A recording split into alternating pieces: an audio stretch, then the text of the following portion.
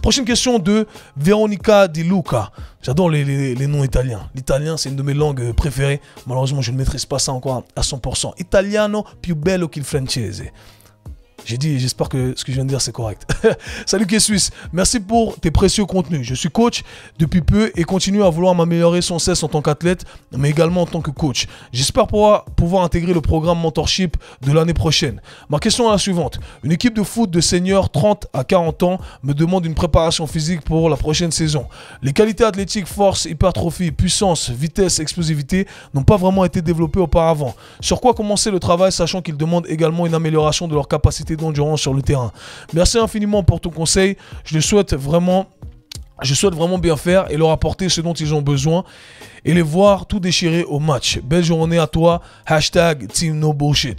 Alors merci à toi pour ta question et ça sera un plaisir de t'avoir parmi nous au sein de la prochaine vague du programme Mentorship. D'ailleurs les amis, on fait l'annonce ici, ça ouvre en septembre. Donc restez connectés, il ne faut pas me dire oui mais je ne savais pas. Les gars, ça ouvre en septembre, ne tremblez pas. Quoi qu'il en soit, la question qui a été posée ici, qui au final est assez transversale. La question, si je venais à reformuler le tout, c'est où est-ce que je dois commencer avec des gens qui ont une finalité, ont un objectif, mais qui n'ont jamais vraiment posé les bases. Eh bien, la règle est très simple. On doit faire les choses progressivement. Vous voulez travailler sur votre explosivité, c'est tout ce que tout le monde veut, ok? Sur votre puissance, sur votre force max, c'est ce que tout le monde veut. Mais là, sur un continuum d'intensité, on se place sur les intensités les plus élevées.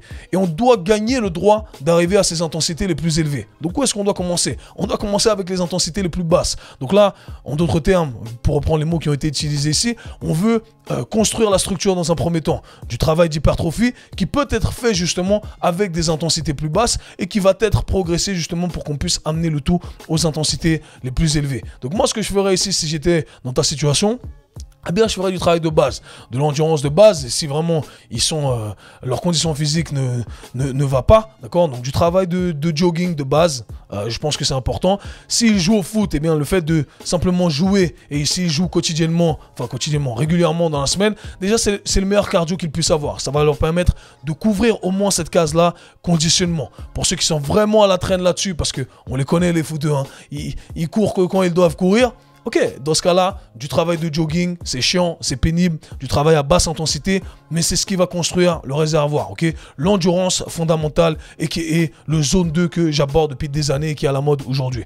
Donc leur demander de faire ça, c'est très important. Et ensuite, des exercices de base au poids du corps éventuellement pour commencer. Et il y a plusieurs régressions et progressions qui s'offrent à nous. Les gens pensent poids du corps, poids du corps c'est facile. Non, ça dépend de quel exercice tu fais.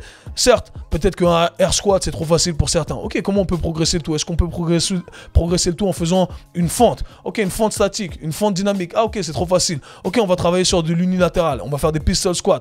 D'abord, en régressant la hauteur qu'on va utiliser, en s'asseyant sur un banc et en remontant. Ah ok, tu arrives à descendre, à t'asseoir et remonter, c'est facile. Ok, descends jusqu'à tout en bas maintenant. Ah ok, là ça devient plus dur. Vous voyez, donc même au poids du corps, on arrive à trouver des régressions et des progressions qui nous permettent d'augmenter l'intensité à laquelle on va exposer nos tissus. Des séances full body ici, je travaillerai sur plusieurs mois comme ça, de façon à augmenter justement ces intensités. Je commencerai avec des répétitions plus élevées et des intensités plus basses, et au fil du temps, sur 3 blocs d'entraînement, ça serait l'équivalent de 9 semaines à 12 semaines ici, j'augmenterai le tout pour arriver à des intensités plus élevées où ça ressemblerait à du 6 répétitions, 6 à 8 répétitions éventuellement pour le dernier bloc. Ok, là on est sur des intensités qui sont modérées / élevées. Cool. Ok, c'est quoi la suite? On peut commencer à intégrer du travail, peut-être pas du sprint avec vitesse max, parce que 30-40 ans, il y a des ischio-jambiers qui vont sauter. Donc, du travail d'accélération, pourquoi pas, ok? Juste les premiers pas. Hey, les 3 premiers pas. On drill les 3 premiers pas. On travaille sur cette force explosive. Très peu de risques que l'on se fasse mal avec ce genre de drill là, ok? Cool, on drill ça, 3 premiers pas, cool. Directement ça passe à des 5 mètres, à des 10 mètres, à des 15 mètres. Et progressivement on voit que on va arriver très rapidement à des distances où les gens vont atteindre leur top speed, leur vitesse maximale. Pour des gens qui ne sont pas expérimentés, qui ne sont pas des sprinteurs, croyez-moi, sur 40 mètres, ils ont déjà atteint leur vitesse maximale, ok? Ensuite, ça ne fait que chuter. Donc, 40-50 mètres, je dirais que ça va être le max pour ce genre de population-là. Éventuellement, pour les vraiment avancés, on pourrait travailler sur du 60-100 mètres. Mais encore une fois, à 50 mètres, c'est facile à mettre en place. Sur un terrain de foot, Et on peut amener le tout graduellement, comme je l'ai dit, au fil des semaines. Donc, ce qui compte, c'est simplement ne pas sauter les étapes et de faire les choses graduellement. C'est le meilleur conseil que je puisse donner ici. Encore une fois, peu importe le domaine. Respectez, dans un premier temps, la progressivité au niveau de l'intensité, la progressivité au niveau de la complexité des exercices qui vont être donnés. Et c'est tout.